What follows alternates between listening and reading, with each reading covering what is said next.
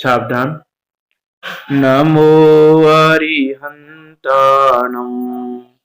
नमो सिद्धाणं, नमो आयर्याणं, नमो वत्सायाणं, नमो लोहे शब्दसाहुणं। मंगलम भगवान वीरो, मंगलम गौतमो गणी, मंगलम कुंद कुंदार्यो, जैन धर्मोस्तु मंगलम। सर्व मंगल मांगल्यम, सर्व कल्याण कारकम, प्रधानम सर्व धर्माणां, जैनम जयतु शासनम, जैनम जयतु शासनम। नमः श्री वर्धमानाय, निर्धूत करिल्लात्मने, शालोकानामिति लोकानां, यद्दर्पणायते।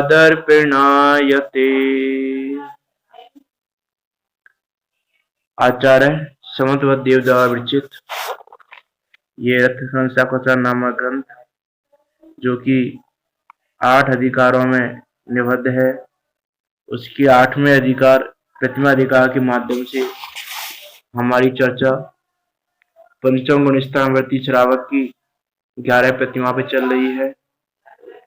ये पंचम गुण स्थानवर्ती श्रावक की 11 प्रतिमाएं, ये वो 11 स्टेप्स हैं जिनके माध्यम से यह जीव अपनी विरक्ति भाव को, अपनी वीतरागता को, अपनी शुद्धात्मा में अपनी लीनता को बढ़ाते हैं।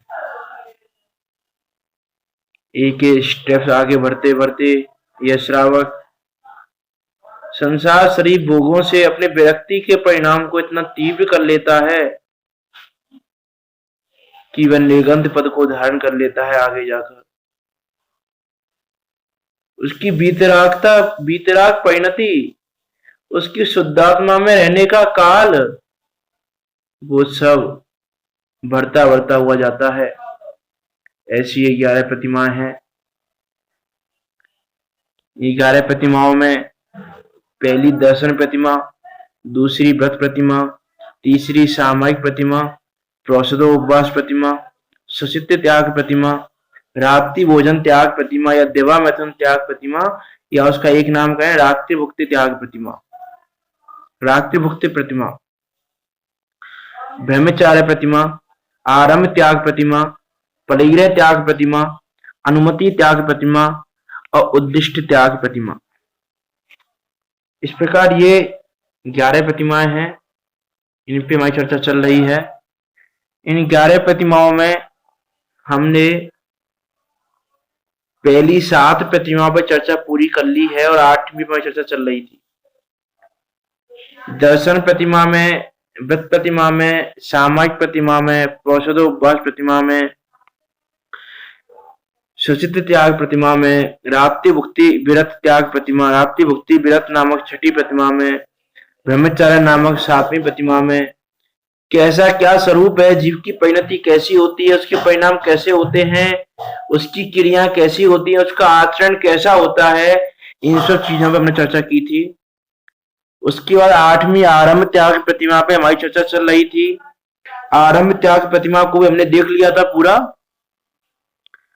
आरंभ त्याग प्रतिमा में देखो, आरंभ त्याग में उसने जीव हिंसा के निमित्त भूत सभी प्रकार के आरंभों का पूरी तरह से त्याग कर दिया है।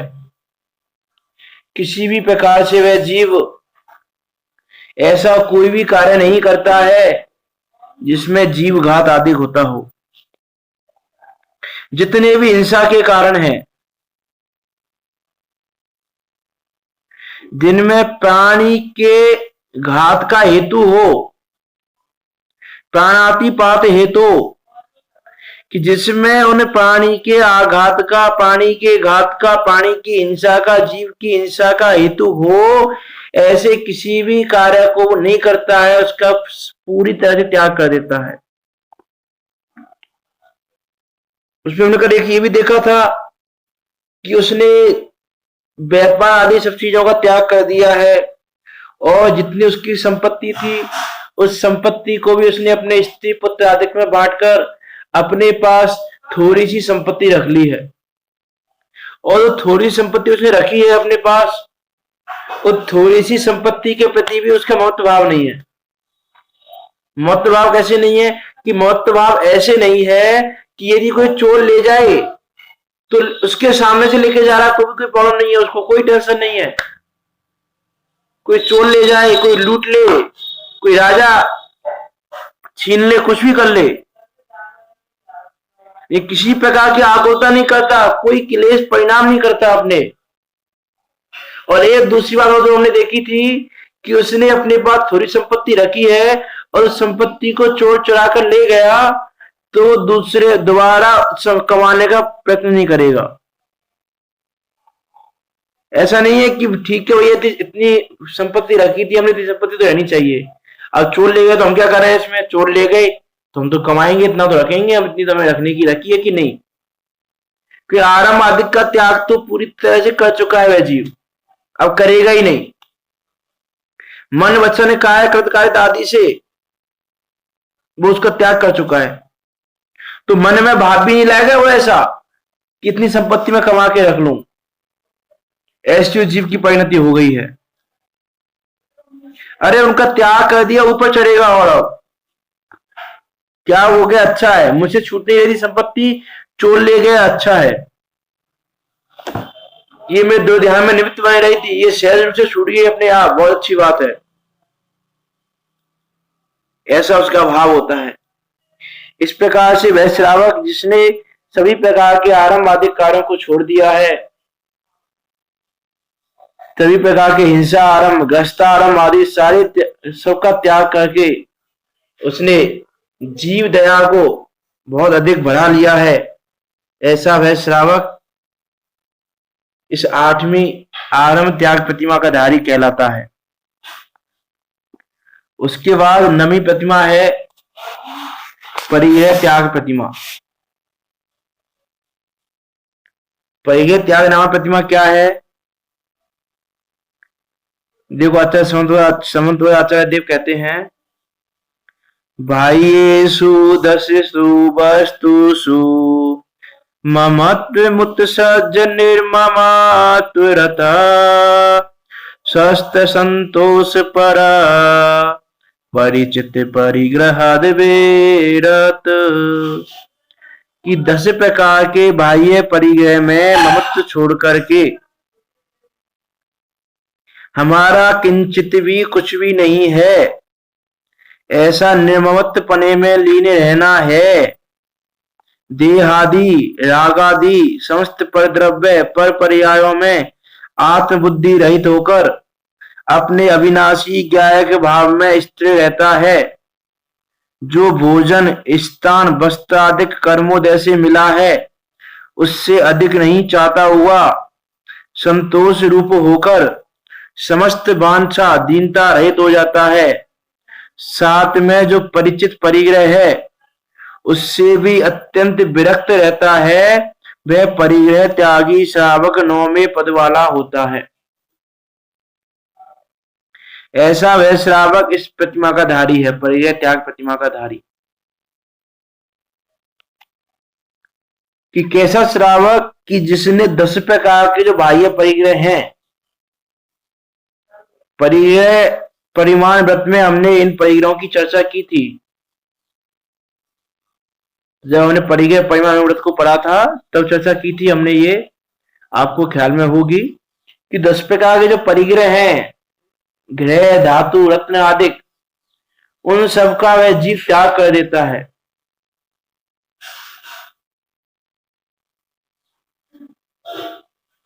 और अंतरंग परिग्रह का भी त्याग कर देता है। हमारा किंचित भी कुछ भी नहीं है। आकिंचन नाम का धर्म, कि किंचित भी कुछ भी नहीं है हमारा, हम तो आकिंचन स्वभावी हैं। ये अंतरंग बहिरंग परिग्रह कुछ भी हमारा नहीं है, ऐसा जानकर उनके प्रति उसका निर्ममत्वपना उत्पन्न हुआ है, निर्ममत्वपना हुआ है। उसका जो ममत्व भाव है उसका नाश हुआ है, ममत्व भाव का। उस निर्ममत्व पने में लीन रहता है। देहादि रागादि समस्त पर द्रव्य पर पर्यायों में अहम बुद्धि नहीं करता। ये शरीर मेरा है ऐसा नहीं मानता, ऐसा नहीं कहता।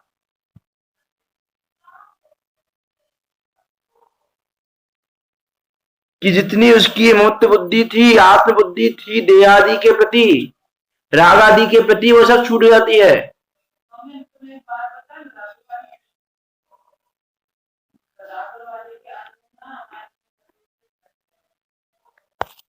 पर द्रव्य पर पर्यायों में आत्मबुद्धि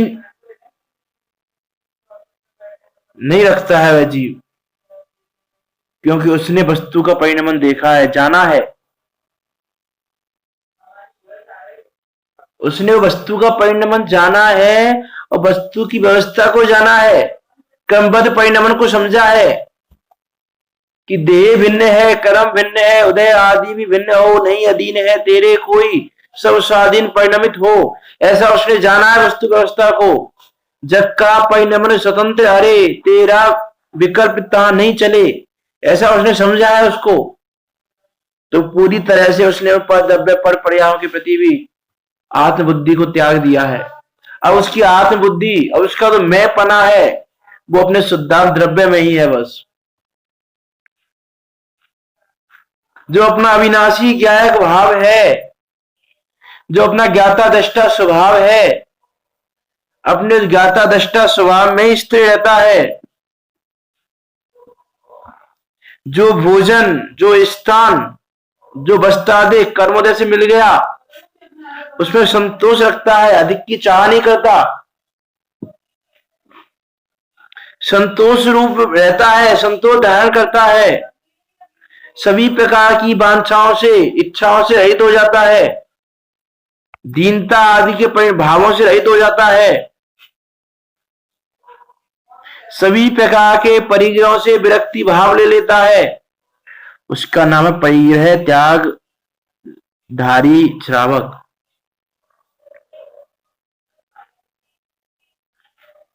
कि जितना भी रुपया पैसा है, स्वर्ण चांदी है, गहना आदि है, उसका भी त्याग है, उसको स्पर्श भी नहीं करेगा, उस परिग्रह का स्पर्श भी नहीं करता है। ऐसा लिखा पंडित दौलत राम जी ने कि बाहर के परिग्रह घर आदि त्यागे सर्व धातु रत्नादि, वस्त्र मात्र आखे बुद्धिवंत, कनक आदि की भीटे ना महंत। कि कनक आदि को स्पर्श भी नहीं करता और वस्त्र मात्र परिग्रह रखता है, और कुछ परिग्रह नहीं रखता अपने पास, वस्त्र मात्र परिग्रह रखता है अपने पास।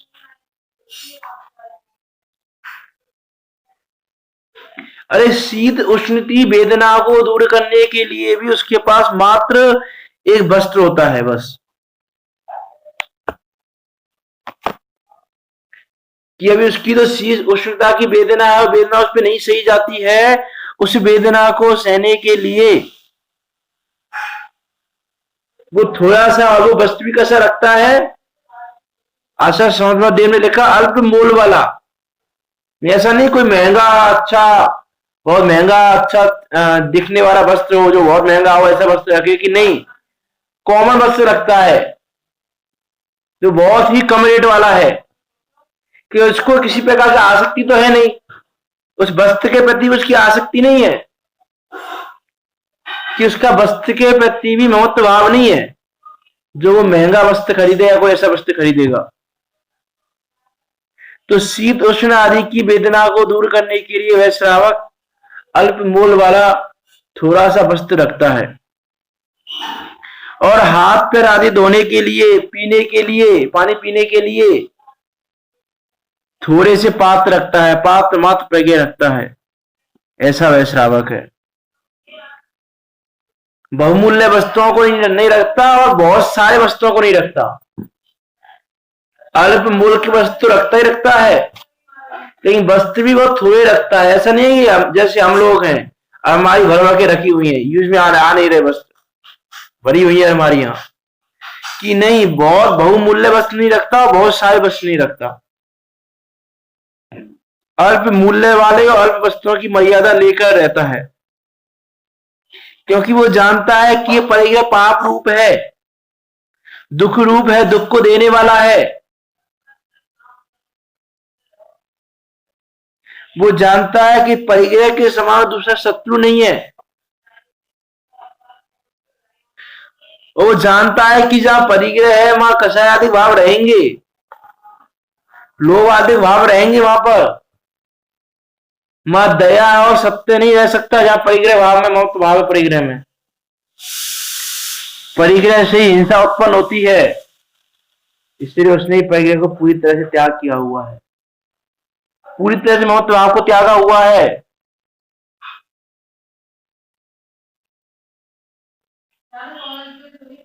ऐसा वह जीव है, ऐसा वह श्रावक है, उसने अपने जो तृष्णा भाव है उसका, वो तृष्णा भाव का उसने त्याग कर दिया है। और जिसने तृष्णा भाव का त्याग किया, लोभ का त्याग किया है, उस महत्व भाव का त्याग किया है, वही सज्जन परिग्रह का त्याग कर पाते हैं। क्योंकि जहां जहां चाह है वहां दुख है, और जहां चाह नहीं है वहां सुख है।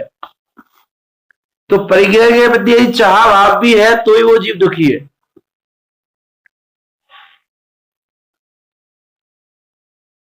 ऐसा वह जीव परिग्रह त्याग विरत वाला है।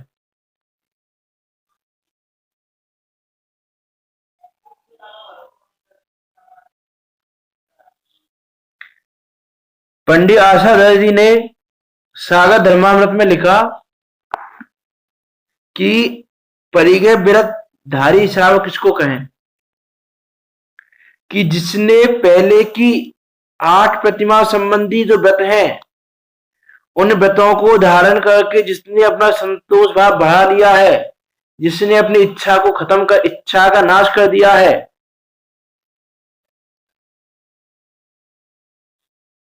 ऐसा जो श्रावक जिसने आरंभ व्रत प्रतिमा को भी धारण किया है, आरंभ आदि कार्यों का भी त्याग किया है,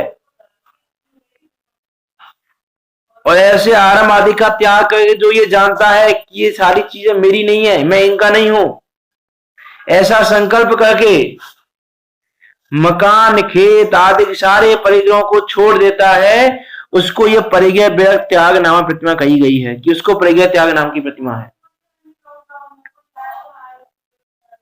और देखो, सिर्फ परिग्रह को, सिर्फ मकान को त्याग देना, पैसे को त्याग देना, क्षेत्र आदि को त्याग देना, उसका नाम परिग्रह त्याग नहीं है। परिग्रह त्याग किसका नाम है? ममत्व भाव का त्याग करने का नाम परिग्रह त्याग है।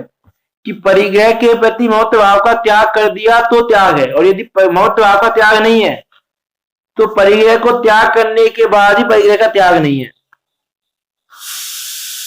तो परिग्रह विरत किसको कहेंगे? कि जिसने परिग्रह में ममत्व भाव का त्याग कर दिया है, और ममत्व भाव का त्याग करके परिग्रह का भी त्याग कर दिया है, उसको हम कहेंगे परिग्रह विरत। तो पहले के पैर ममत्व भाव का त्याग करना है।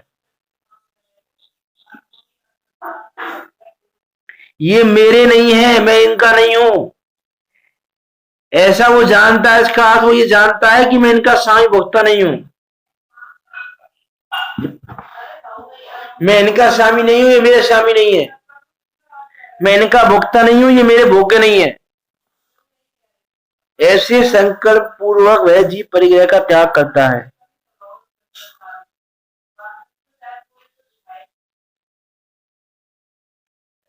ऐसा वह जीव है।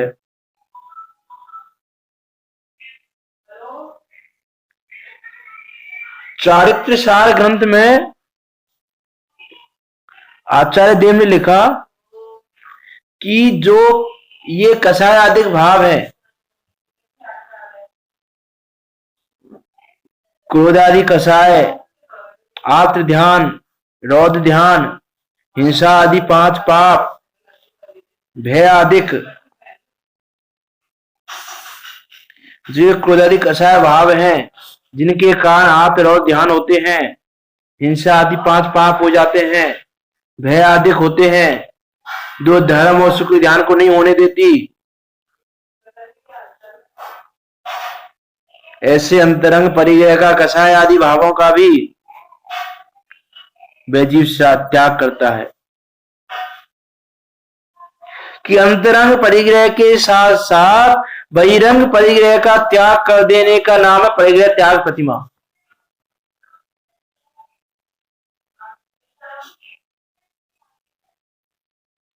और बसुनंदी शाखाचार्य में लिखा कि जो वस्त्र मात्र परिग्रह के अतिरिक्त से सारे परिग्रह को छोड़ देता है और जिस वस्त्र को उसने धारण किया हुआ है उस वस्त्र के प्रति भी जिसका महत्व भाव नहीं है, उसको ये नवी प्रतिमा का धारक समझो। ऐसा वह श्रावक की नवी प्रतिमा का धारी है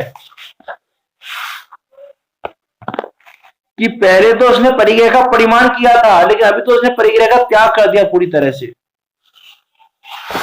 लाठी सनिका में भी ऐसा लिखा कि जिसमें स्वर्ण आदि के जितने भी द्रव्य है, जितना भी परिग्रह है, उस सब का त्याग किया, उसको ये नौवीं प्रतिमा है।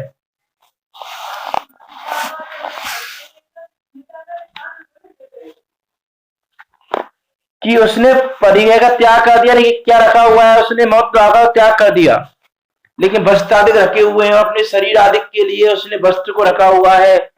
मकान आदि में भी रहने को स्वीकृति है, मकान आदि में रहता है, वो घर में ही रहता है। अभी उसने गृहस्थावस्था का त्याग नहीं किया है, अभी रहते हो गृहस्थावस्था में ही रहा, लेकिन मकान आदि के प्रति, मकान में रहते हुए भी उस मकान के प्रति उसने ममत्व भाव का त्याग कर दिया है पूरी तरह से। कि पहले तो ये मानता था कि मकान मेरा है, मकान का स्वामी मैं हूं, मैं मकान, अब तो ऐसा है, अब तो ममत्व भाव कैसा टूटा है कि कोई मान लो मकान को आके तोड़े, टूट फूट भी करे, तो टूट फूट भी करे तो ही वो कुछ नहीं कहेगा, क्योंकि मकान के प्रति उसका ममत्व भाव छूटा हुआ है।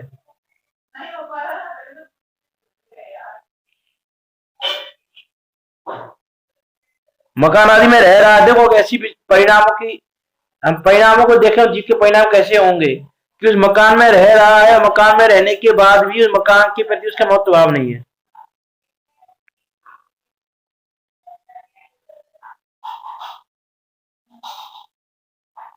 कि अभी उसने गृह का त्याग नहीं किया, ऐसे मकान में तो रहेगा, लेकिन मकान के प्रति जो उसका स्वामित्व का भाव था कि ये मेरा है, मैं इसका स्वामी हूं, मैं इसका करने धरने वाला हूं, ऐसा उसका अभिप्राय अब नहीं है।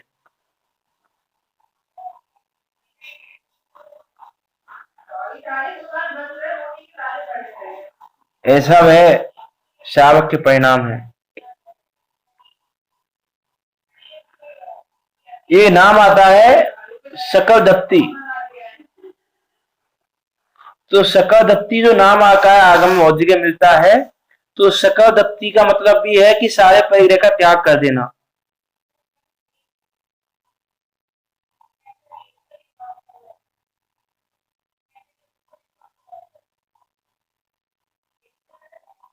ऐसा लिखा पंडित आचार्य जी ने लिखा कि ये जो सकल दत्ती है, वो सकल दत्ती वाला जीव क्या करता है कि जिसने इस नवी प्रतिमा को धारण किया है, वो अपना भार उठाने में समर्थ पुत्र आदि को, या योग्य पुत्र आदि नहीं हो तो अपने भाई आदि को या मुख्य साधर्मियों को बुलाकर ऐसा कहता है कि आज तक मैंने इस गृहस्थ आश्रम का यथा विधि रूप से निर्वाह किया है, अब मैं इस संसार शरीर भोगों से विरक्त होकर इसको छोड़ने का इच्छुक हूं, तुम हमारे इस पद को स्वीकार करो।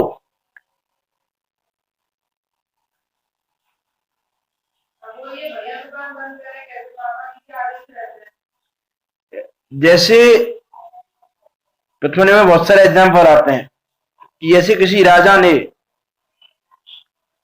अपने आत्मा में लीन होने के लिए संसार शरीर भोगों से विरक्त होकर अपने पुत्र आदि को राज्य दे दिया,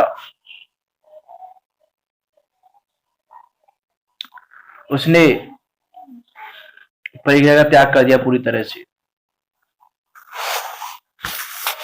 कि अब वह जीव तो क्या कहता है, कर्म बंधन से मुक्त होना चाहता है, घर बार छोड़कर, कि जितने उसने अभी तक निर्वाह कर रहा है घर का, जो उसने पद धारण किया हुआ है।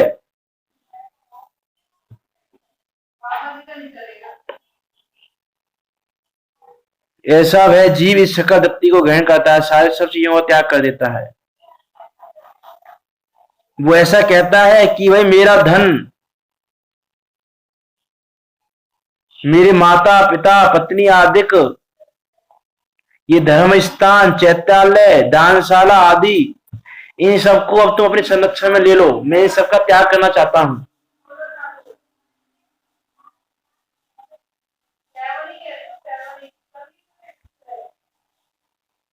ऐसा यह जीव है कि उसने सब कुछ त्याग दिया। उसका नाम सकल दत्ती। दत्ती का मतलब होता है देना, कि उसने सब कुछ दे दिया, अब उसने कुछ भी नहीं रखा अपने पास।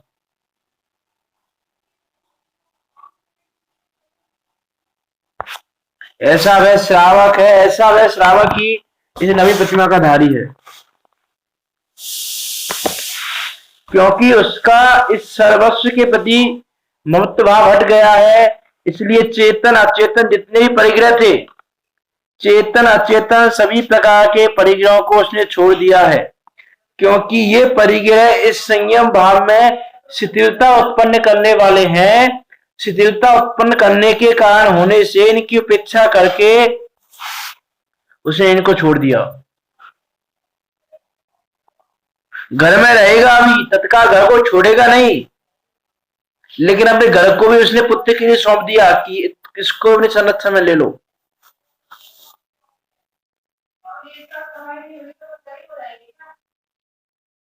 देखो अभी उसने मकान आदि के प्रति महत्व भाव को छोड़ दिया है, लेकिन अभी वह घर में रह रहा है, और घर में रहते हुए वो अभी पुत्र आदि को किसी कार्य की अनुमति दे सकता है। अभी भी अनुमति ऐसे नहीं कि खुद से कुछ बोले, यदि पुत्र आदि कुछ पूछे तो कुछ योग्य जानकर अनुमति आदि दे सकता है।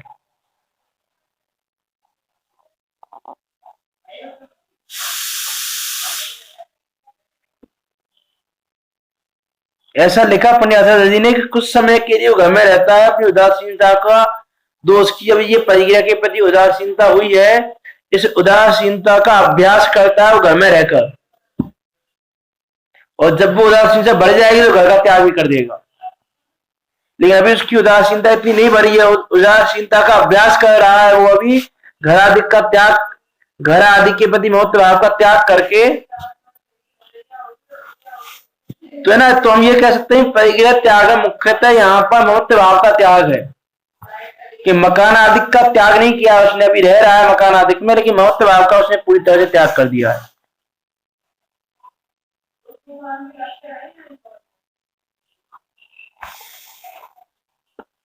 ऐसा वह जीव ही इस नवी प्रतिमा का धारी है, उसके बिना वह जीव नई प्रतिमा का धारी नहीं हो सकता।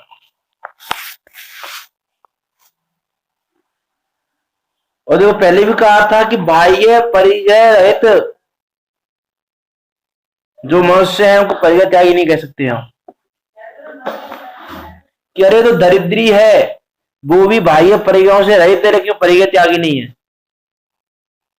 कि चाह जहां चाह है वहां त्याग नहीं हो सकता। वस्तु होना ना होना वो तो कर्म के दे के अधीन है, कि वे तुम्हारे पास धन अधिक नहीं है ज्यादा, तो वो तो कर्म के दे के अधीन है।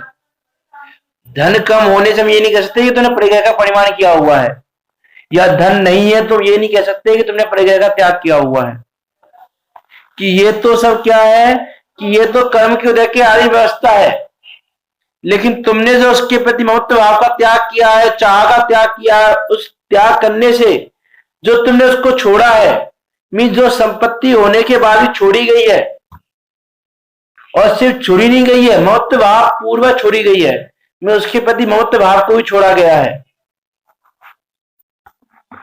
वो ये नहीं कहता कि मेरी संपत्ति छोड़ रहा हूं मैं, इस संपत्ति को छोड़ रहा हूं मैं, ये संपत्ति मेरी संपत्ति को छोड़ रहा हूं, ऐसा नहीं कि मैं अपनी संपत्ति को पुत्रों के देके जा रहा हूं। तो इसमें तो उसका महत्व भाव दिख रहा है अभी भी, कि संपत्ति के प्रति उसका महत्व भाव है, लेकिन यहां तो कहना कि इस संपत्ति को छोड़ के जा रहा हूं, मेरी संपत्ति नहीं, ये संपत्ति है बस, मेरी नहीं है ये। पंडित दौलतराम जी ने ऐसा लिखा कि जे अभियंतर त्यागे संग, मूर्छा रहित लहे निज रंग, ते परिग्रह त्यागी है राम, वांछा रहित सदा सुख धाम।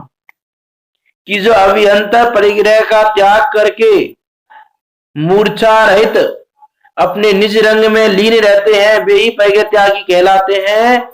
ऐसे वांछा रहित जीव ही सदा सुख धाम को प्राप्त होते हैं। और ये जो अंतरंग परिग्रह है, राग द्वेष आदि के भाव, मिथ्यात्व आदि के भाव, इनका त्याग ज्ञानी पुरुष ही कर सकते हैं और किसी को नहीं हो सकता।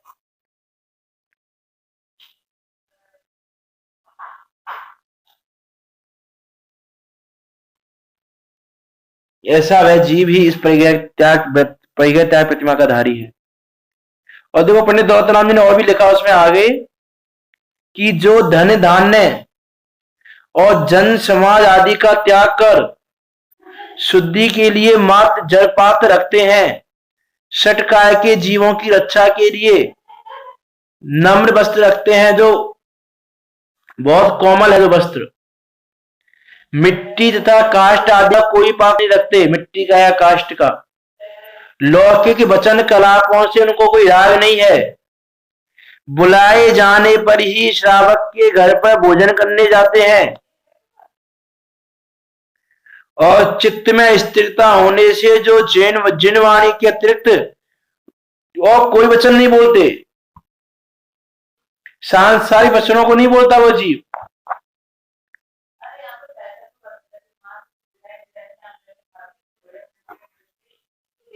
ऐसा वह जीव है।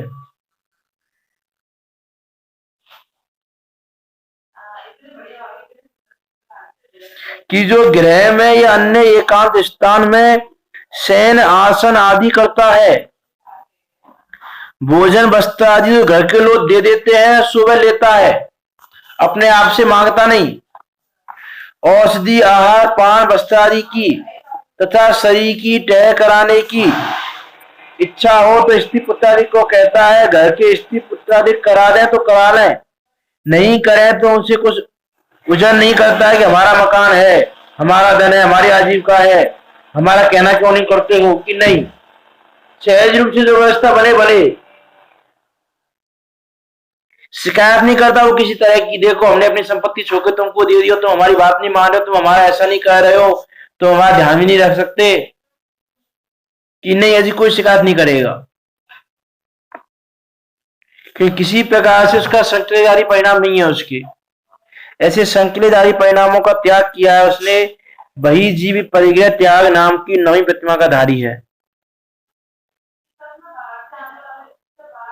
इस प्रकार हम देखें कि उसका संसार शरीर भोगों के प्रति विरक्ति बढ़ गई है और अपने स्वयं में लीन रहने का कार्य उसने बढ़ा लिया है, क्योंकि वो एकांत स्थान में रहता है, अपने शुद्धांत तत्व का चिंतन करता है, तो उसमें लीन रहने का कार्य बढ़ गया है। वितराग परिणति थी वो भी बढ़ गई है पहले की अपेक्षा। तो इस प्रकार वितराग परिणति भी क्रम से बढ़ती हुई है। इस प्रकार का वह श्रावक नवी प्रतिमा परिग्रह त्याग प्रतिमा का धारी है। अब 10वीं है अनुमति त्याग प्रतिमा। अनुमति त्याग प्रतिमा क्या है? तो आचार्य समुद्रदेव ने लिखा, अनुमतिरारंभे परिग्रह, अनुमतिरारंभे परिग्रहे, एहि केषु कर्मेषु वा नास्ति खलु यस्त समधीर, ननुमति विरत से मंतव्य। कि जो आरंभ में परिग्रह में इस लोक संबंधी कार्य जो विवाह आदि है, घर बनवाना, वाणिज्य सेवा इत्यादि क्रिया में कुटुंब के लोग पूछे तो भी अनुमति नहीं देगा, अनुमति नहीं देता है। तुमने अच्छा किया ऐसा मन वचन का ऐसे प्रकट नहीं करता है। रागादि रहित समबुद्धि वाला है, वह श्राव अनुमति विरत है।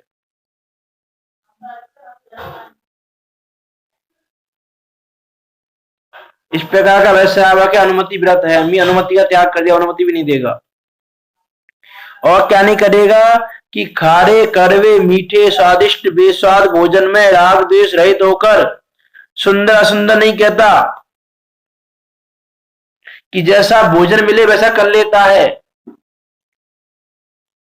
खारा मिले, कड़वा मिले, मीठा मिले, स्वादिष्ट मिले, बेस्वाद मिले, जैसा मिले वैसा। कि उसकी परिणति अब मुनिराव जैसी होती जा रही है, उसकी भीतर परिणति कैसी बढ़ती जा रही है, विचार करके देखें। परिग्रह त्याग में भी देखें, अनुमति त्याग में भी देखें, कि जैसा भोजन मिले राग द्वेष रहित होकर भोजन को ग्रहण करता है। घर में रह रहा है यद्यपि अभी, अनुमति ये 10वीं प्रतिमाधारी भी घर में रहता है, घर का त्याग नहीं किया उसने अभी। बेटा बेटी के लाभ अलाभ के, हानि वृद्धि के, दुख सुख के सभी कार्यों में हर्ष विषाद रहित होकर अनुमोदना नहीं करता है।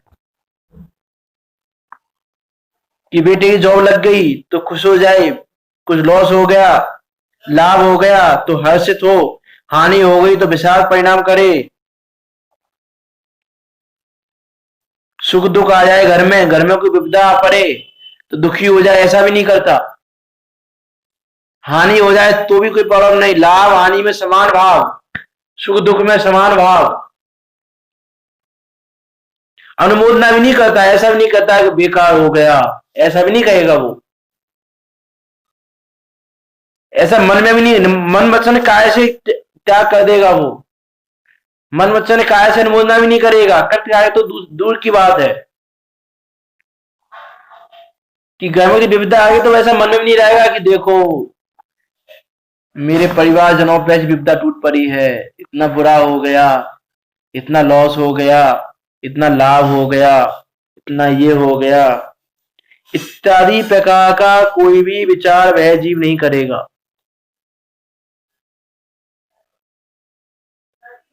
सभी प्रकार के लौकिक वचनों का त्याग कर देता है। कि जगत के जितने भी कार्य हैं लौकिक कार्य, लौकिक कार्यों में मौन रहता है।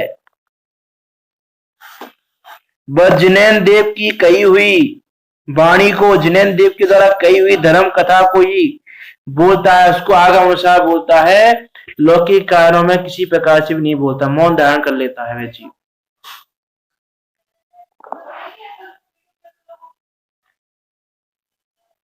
कि लौकिक कार्य कुछ भी नहीं करता वो, लौकिक कार्य कुछ करता नहीं है, अनुमोदना भी नहीं करता वो। अभी तो नवी प्रतिमा में तो क्या था, अनुमति ही दे देता था। पुत्र ने पूछा कि पिताजी मैं ऐसा काम कर लूं क्या, कि हाँ कर लो, लेकिन अब वो अनुमति भी नहीं देगा। अब लौकिक कार्य का त्याग कर दिया उसने, बस बोलना भी छोड़ दिया उसके प्रति। पंडित दौलतराम जी ने लिखा कि जगत कार्य को नहीं उपदेश, ध्यावे धीरज धारी जिनेश, बोले अमृत बाणी वीर, सटकायन की टारे पीर। कि जो जगत के कार्यों का उपदेश नहीं देते, छह काय के जीवों की पीड़ा हरण करते हैं, वे वीर अमृत वाणी बोलते हैं और धैर्य पूर्वक जिनेन्द्र देव का ध्यान करते हैं, सभी प्रकार के शुभ अशुभ कार्यों का त्याग कर देते हैं, सब प्रकार की इच्छाओं से रहित अकाम सदृश रहते हैं। ऐसा उपमा दी वहां पर, अकाम सदृश, कि सभी प्रकार की कामनाओं से रहित।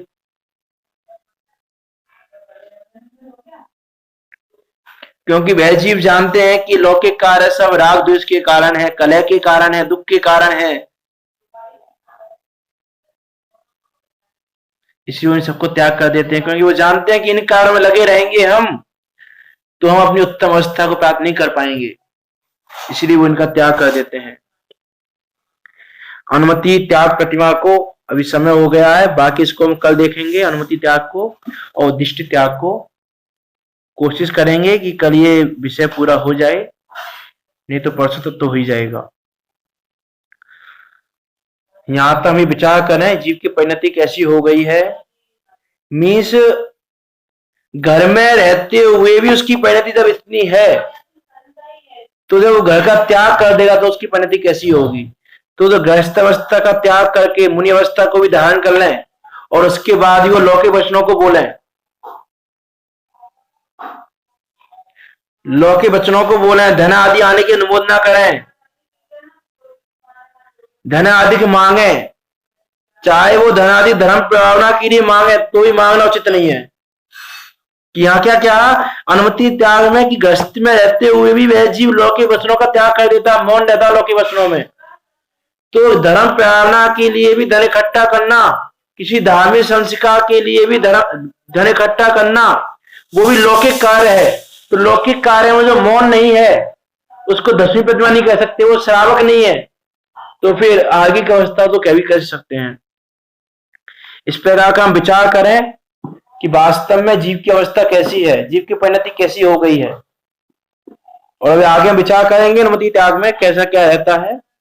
इन सब बात में भली भांति विचार करते हुए हम अपने उपयोग को निज में लीन करें, निज में रमाएं, जितना हो सके उतना बाहर के प्रति महत्व भाव को त्यागें यथाशक्ति रूप से, और इस प्रकार धारण करते हुए हम इन बताते को धारण करें। इसी मंगल भावना के साथ अभी की वाणी को विराम देते हैं। जय वाणी स्तुति। निज निधि निज में बताई, यह अनंत उपकार है।